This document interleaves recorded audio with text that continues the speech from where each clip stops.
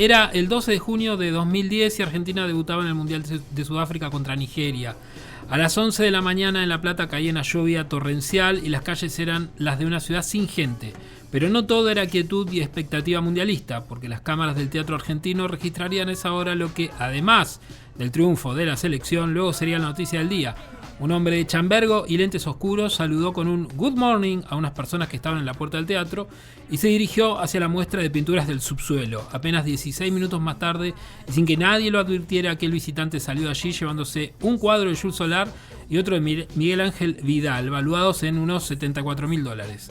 6 años después de aquel episodio, en el Petoruti, en el Museo Provincial de Bellas Artes, se inauguró una obra inspirada en ese robo. Y varios años después, mediante una gestión del museo y una actividad llamada, que ayer me lo dijiste.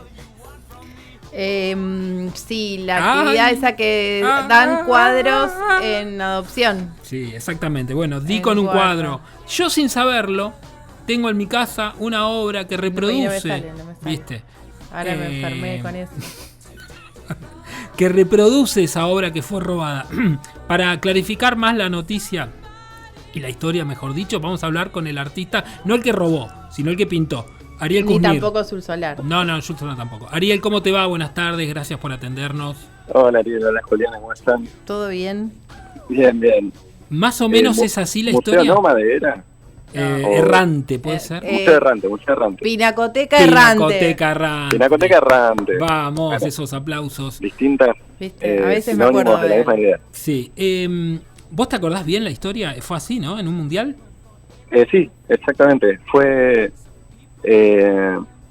mirá, ahora la tengo un poquito de lejos la historia porque ya, como bien dijiste, pasaron varios años de que hice la pintura y otros tantos más de que la pintura fue robada. Pero si mal no recuerdo fue en el Mundial de Sudáfrica, sí, en el segundo partido de Argentina.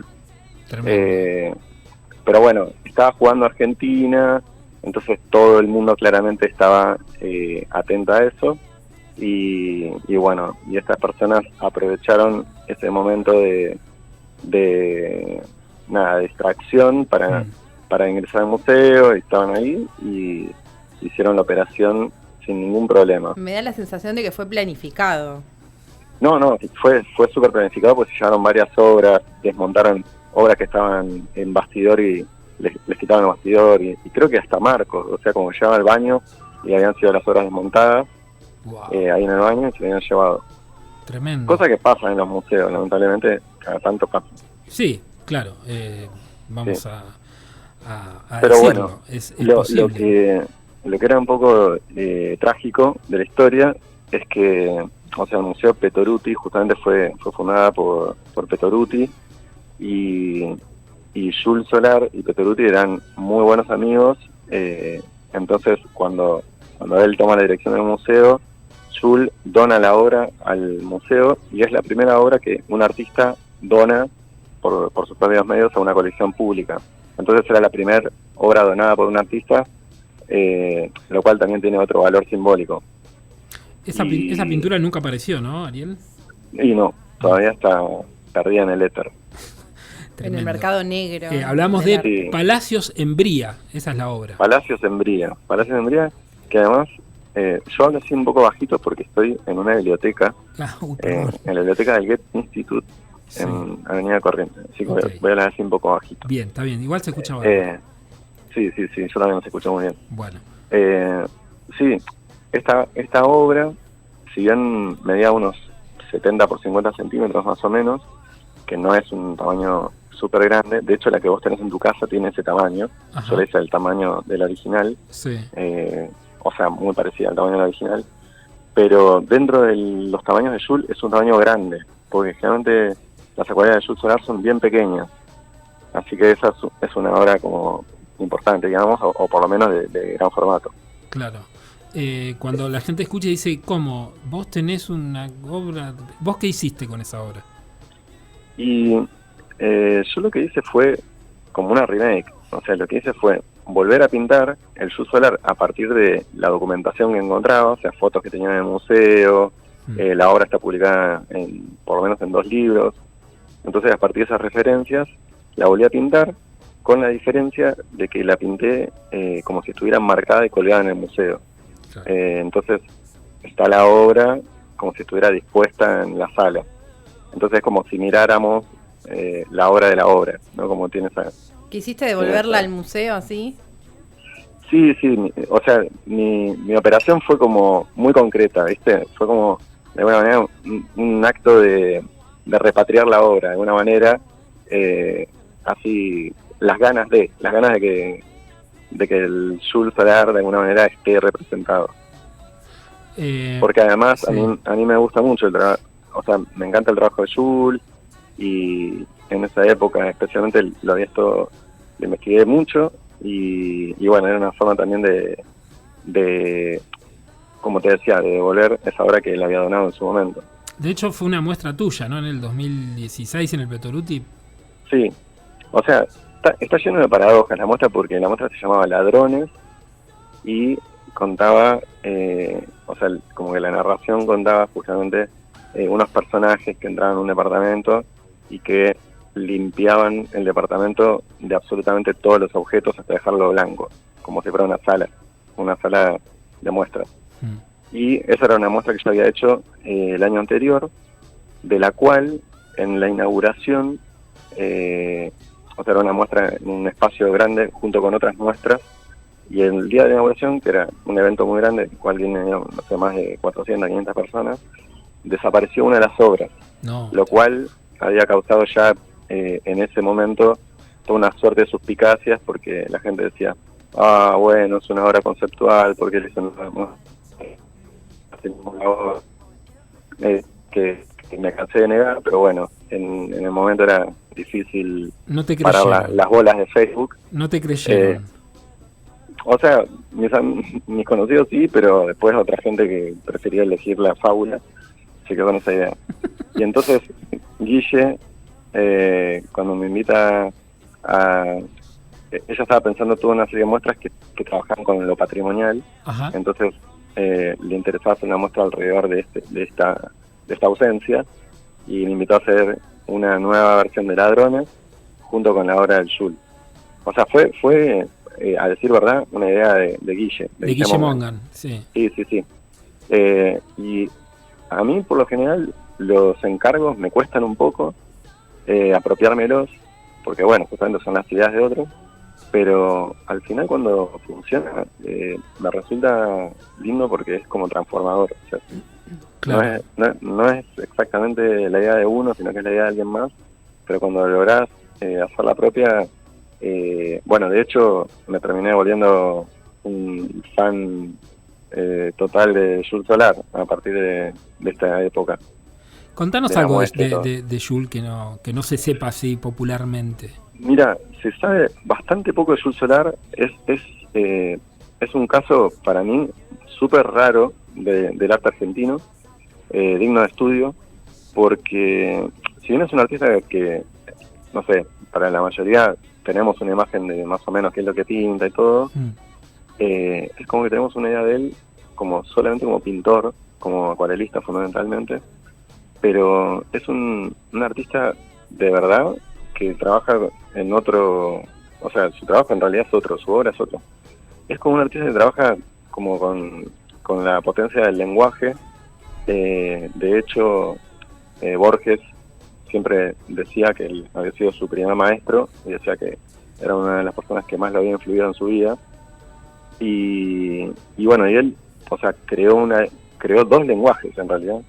Un lenguaje escrito, un lenguaje que había sido pensado específicamente para el ámbito latinoamericano, otro lenguaje que había sido pensado, una panlengua que era como para todas las culturas.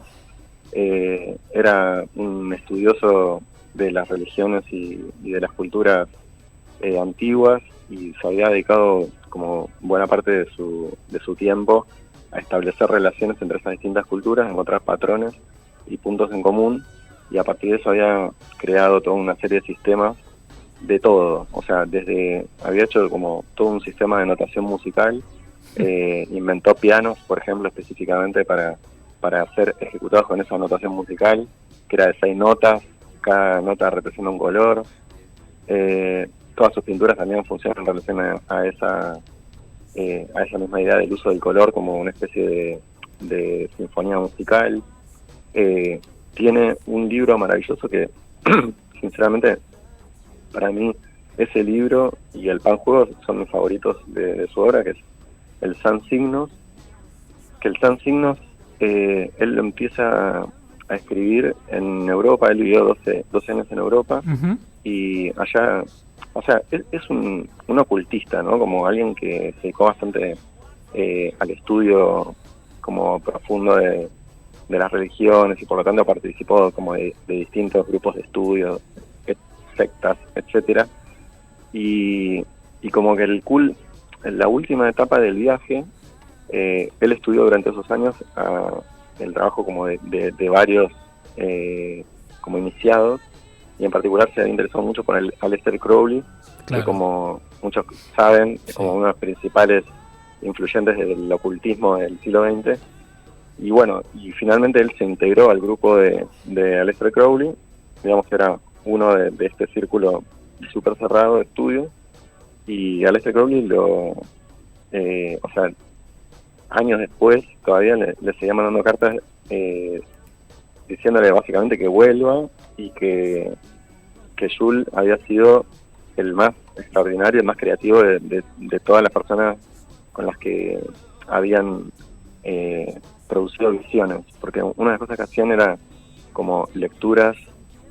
Perdón que estoy siendo como me encanta porque un poco elíptico. Estoy metiéndome en la biblioteca, viste, que yo creo que todos los que están ahí en la biblioteca te están escuchando también. Te van a decir que hables más fuerte. Sí, habla para todos.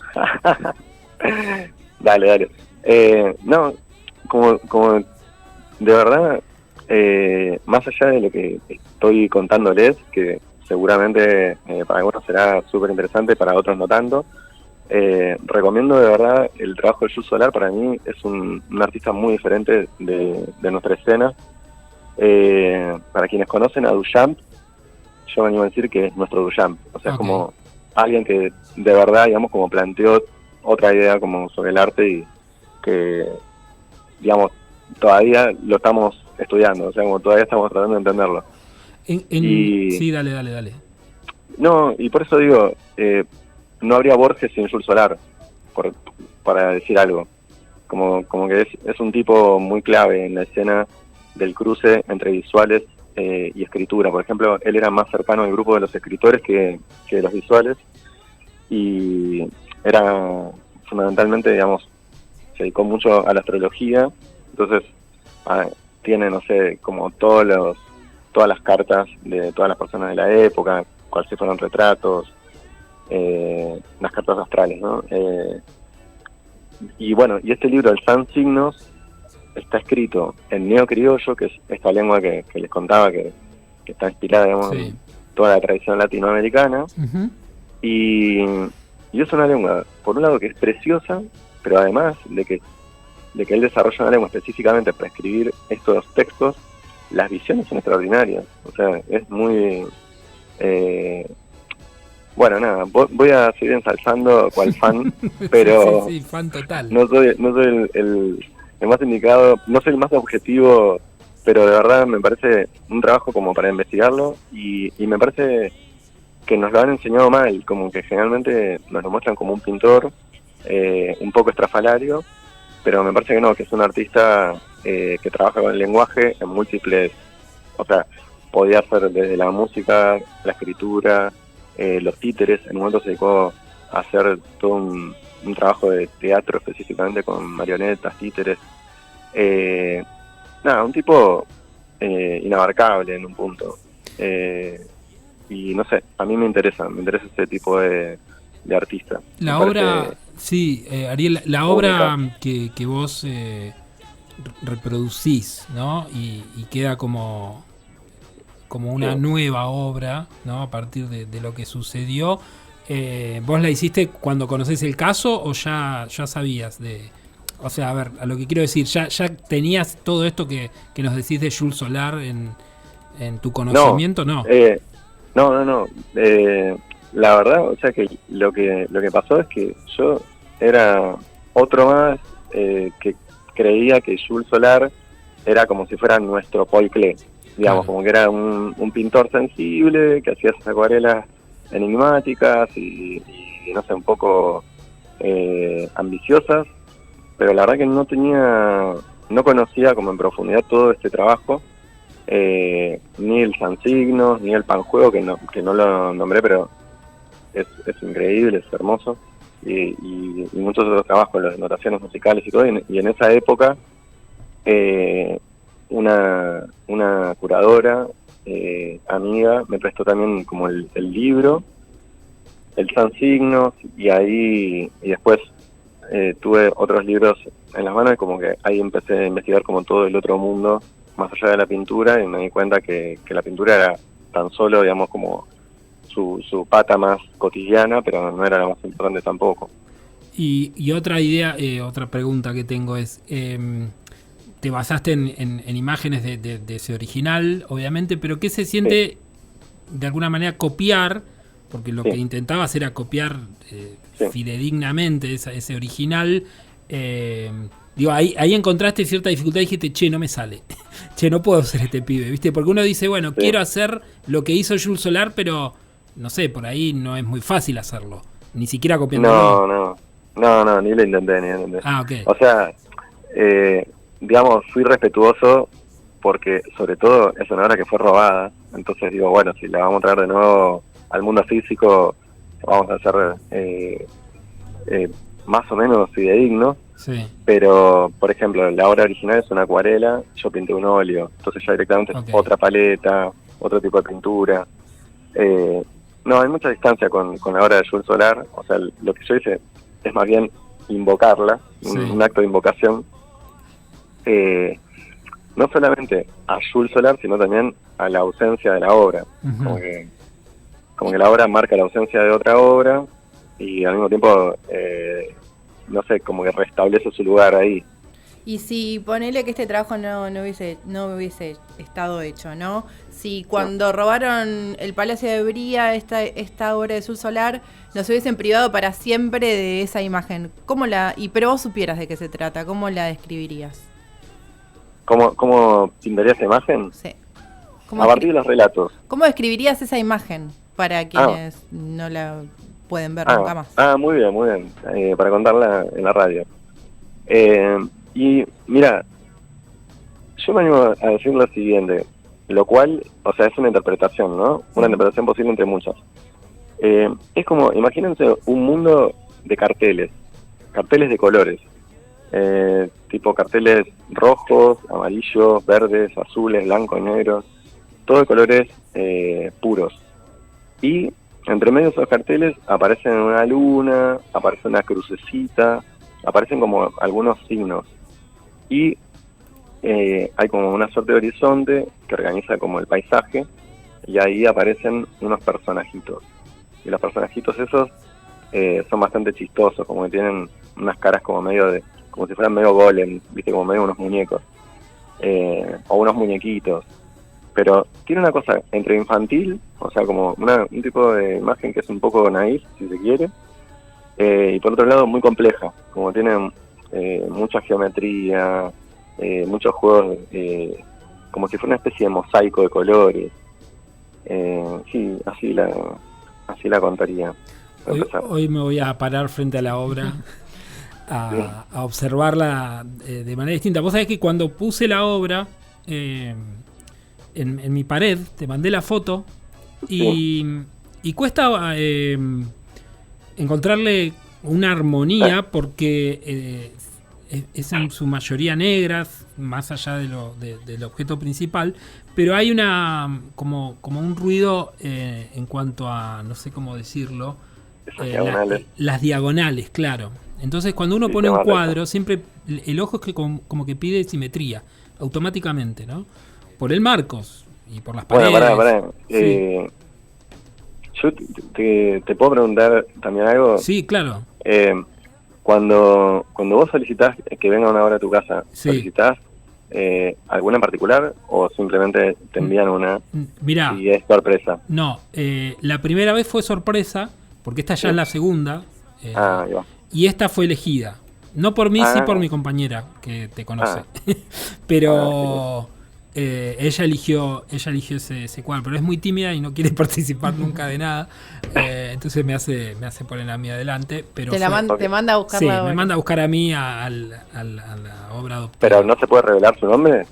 Sí, de mi compañera. Sí, Ana. Ah, ok. Pero ella eligió el cuadro.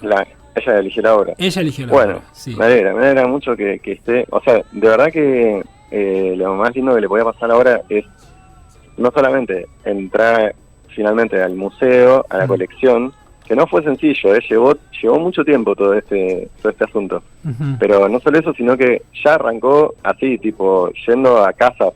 Como, es muy especial. O sea, no es lo que suele suceder con las obras. No, para nada. Por eso la Se Pinacoteca agradece. Errante tiene Mucho. Sí, tiene algo que por ahí, no sé, suena hasta chistoso esto de ir a adoptar una obra y después devolverla y que te dan otra. Bueno, pero sacando eso, las obras circulan y para los artistas es, digo, no sé, por ahí no para todos, pero muy especial porque en diferentes contextos, una casa como la mía, normal, digamos, puede ir a una radio, como en el caso de Radio Provincia aquí en Buenos Aires, una galería de arte, digo, van girando, ¿viste? Porque los que adoptan no viven todos en departamentos, viven en, qué sé yo. No, y además, yo lo primero que pensaba es esto.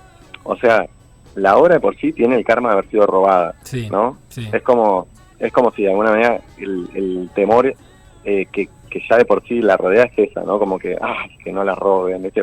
Como ya tiene como todo como una maldición. Un peso, ¿viste? Claro, o sea, ¿viste? Como uno dice, ay, por favor, pues encima fue en un mundial. Entonces como que ya directamente arranque viajando por distintas casas y todo era como... A mí me pegó mucho por eso. Todo esto me lo contó Nechu Elizabeth, que es una de las integrantes de Pinacoteca Errante. Coordinadora. Obviamente, coordinadora. Sí, y me contó la historia. Yo no tenía ni la más remota idea después de tener la obra. Y claro, lo primero que pensé fue, mirá, mundial... que es básicamente en todo lo que está pensando ahora Ariel. Sí, es cerrar la puerta. No, y cerrar la puerta con llave. A partir de la... claro. Igual yo los partidos los veo en mi casa, así que... pero justamente como ya trascendimos el miedo, porque en definitiva, viste, listo, salió a pasear, ahora, viste, se remaneja. Ahora ya dejó de tener miedo de estar guardado en un museo y empezó a pasear por todos lados. Vos decís... como lo que siento es que en cada lugar que esté, es como que ustedes tienen la potestad, pero también tienen la responsabilidad de ser sus guardianes. No, claro, sí, total. Ojito, Valeria. Tienen sala y guardián de sala como no tendrían en el museo. Te voy a decir algo. Hay un guardián para un montón de obras. Voy a decir algo que y mirá de qué sirvió.